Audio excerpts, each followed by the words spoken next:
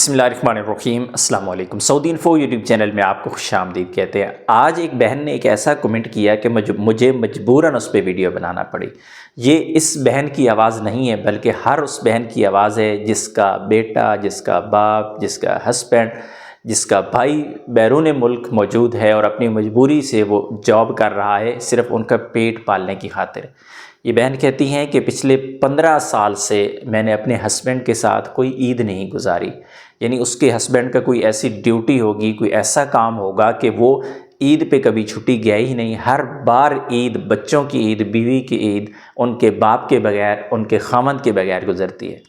कहती है पहली बार हमें मौका मिला था कि हम सऊदी अरेबिया में उनके साथ ईद गुजारते और हमने विज़िट वीज़ा लिया हुआ था, लेकिन बदकिस्मती ये हुई कि सऊदी अरेबिया के अंदर रहते हुए हमें मज़ीद एक्सटेंशन नहीं मिल रही है, मजबूरन हमें वापस जाना पड़ेगा। यानी ये ईद, इसके बावजूद कि हमने एक प्लान किया था, इसके बावजूद कि हमने इतने अखराजात किए थे, इतनी तगोदौ की थी, उसके बावजूद ये ईद भी शायद हम उनके साथ ना गुजार पाएँ।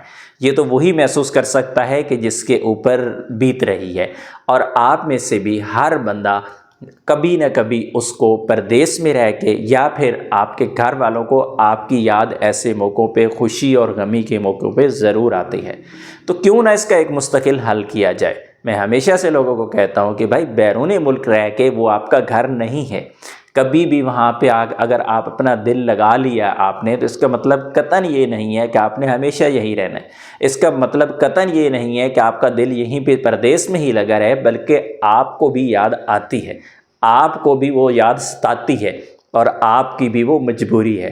तो क्यों ना आप आज से ही अपनी सेविंग का आगाज़ कर लें। आप थोड़ा कमा रहे हैं, आप ज़्यादा कमा रहे हैं, फिर भी आप सेविंग कर सकते हैं, पर शर्त यह है कि आपके इरादे पुख्ता होना चाहिए। और दूसरी बड़ी शर्त यह है कि आपकी एक प्लानिंग होनी चाहिए। इस बार अगर ईद पे अच्छे कपड़े ना भी पहने तो ये सोचकर कि अगले साल या 2 साल बाद या 4 साल बाद हम अच्छे कपड़े पहन लेंगे।